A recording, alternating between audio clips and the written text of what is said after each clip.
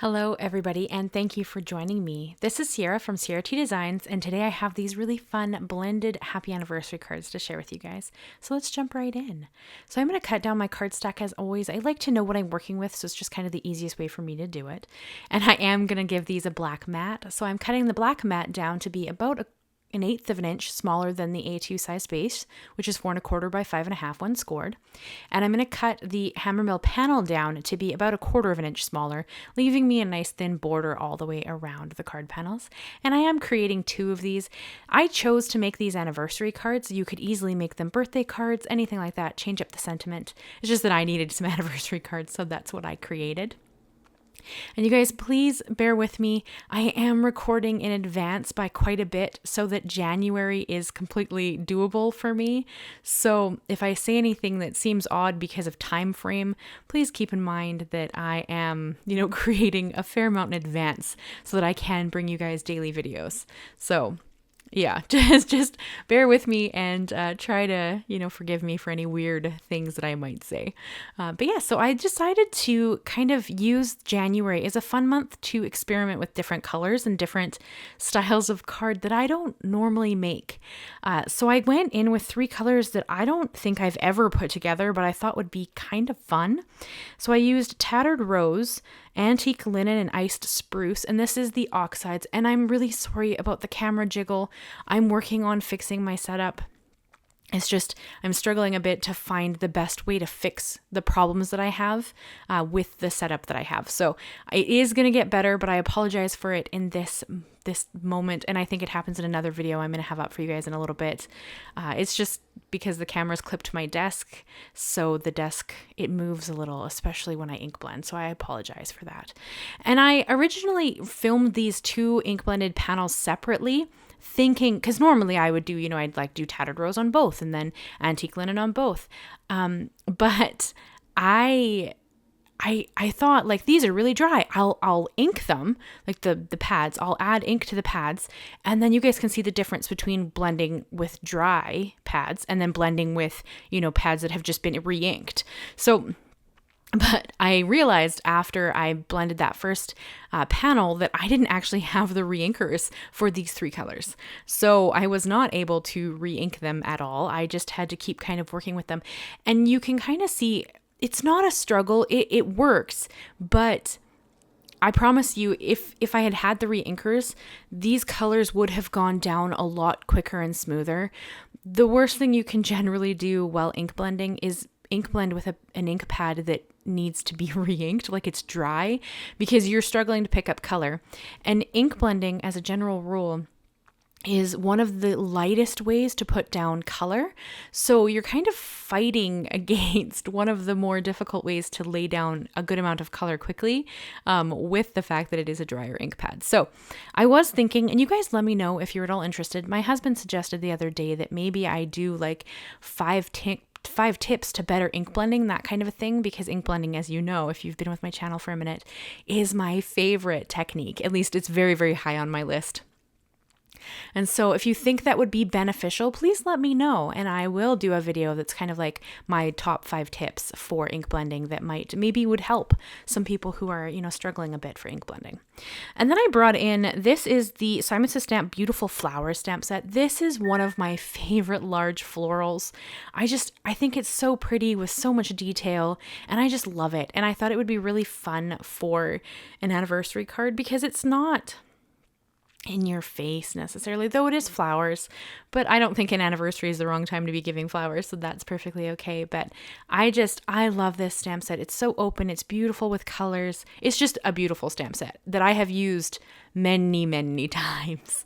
I have a lot of videos using this specific stamp set, and it still holds up. It's beautiful. It's been out now a few years at least, and I love how it looks, so I keep going back to it. And then for my sentiment, I have Happy Anniversary. The stamp set that I used this from is no longer available. So I will try to find you something similar, but this exact stamp set isn't available anymore. Simon Says Stamp has discontinued it, so you can't get this one. But there are, I mean, again, you could put any sentiment here and it would be beautiful. I chose to white heat emboss it on the same black cardstock from the mat, just because I thought that would look really pretty and help it stand up. But again, you could stamp it right on the background if you wanted to, or heat emboss on the background. I just kind of like that this helps the sentiment stand up even a little more. And that's kind of, the majority of this card. Now we're going to kind of start building it, putting it together. And then I am going to add some gems, because actually I use sequins in this one just because I love the way they look. I did also bring in the sentiment labels dies. This is also a Simon Says Stamp die. It's just kind of a fun way to get a really nice, clean sentiment strip. I usually cut my own because I usually forget that I own this die set. But this gives me a more accurate look. And on such a simple card, I feel like not having it cut straight would stand out very obviously. So I thought that it might be a really good idea to bring this die set in, and that would just give me that accuracy that I might not get cutting it myself, because it's such a simple card. So I feel like you catch the details. So, if you cut it on a funny angle, not that it matters, that like if you cut it on an angle, just glue it down on an angle, like that's fine. For how simple these cards are, I know the details stand out. So I just really wanted them to, be quite straight and look that way. So that's the reason I busted out this die set, and I remembered that I had it so I had to use it. And I am going to add a little texture to the background. I brought in just a little bit of water, and I'm just going to speckle it across the background. This just adds texture and interest. You don't need to do this if you don't enjoy that look, but I love the look of some texture, so I did go ahead and add that. And then I did also splash on just a little bit of the Perfect Pearls I keep mixed up in a mini mister bottle on my desk, just to add a little bit of extra shimmer and shine, though I did try to keep it subtle in this case, and not have it steal the show. And then I'm going to pop up the background just a little bit, just so that it adds a little dimension, I'm going to pop up the sentiment strip just to add a little dimension. Mist had to come in for quality control, make sure that what I was creating was acceptable. She didn't stay long, so I guess it passed the test, but she did come and give me a head bump. And then she kind of walked away. So that was really cute, as always. So you guys will have to let me know how you were liking the January celebration. I am currently recording this. It is December 22nd as I edit this video. As I said, I'm trying to work really far in advance so that I can actually fulfill the daily videos. But I hope you guys are enjoying it. I hope that you are, leaving the likes, leaving the comments, so that my channel, is getting all that love, and you're subscribing if you haven't already. I think you guys have heard my new goal for 2025. It's 25,000. So I don't know if that's crazy. I don't know if it's, too ambitious. I think that, having goals is a good thing, and being okay if we don't hit it is perfectly okay too. So I'm going to try my best. I'm going to work my butt off this year, but that is the goal for 2025, is to hit 25,000 on the channel. So fingers crossed that happens. And if you're already subscribed, thank you. Thank you so much for helping me, achieve the dream of getting to do this full time. It's amazing. So I can't even say thank you enough. And thank you so much to my channel members. I hope that I'm getting these videos out early enough to you guys. I'm going to try really hard. That is one of the things about the channel membership. The second tier, you get early access to videos. So hopefully I'm editing them fast enough that you guys are getting to take advantage of that perk. I'm going to try my hardest to make sure that you get that advantage, because that is, one of the biggest things I think about being a member. But yeah, thank you so much for, supporting my dreams. All of you. I really, really appreciate it. I hope you guys aren't tired of hearing me say thank you.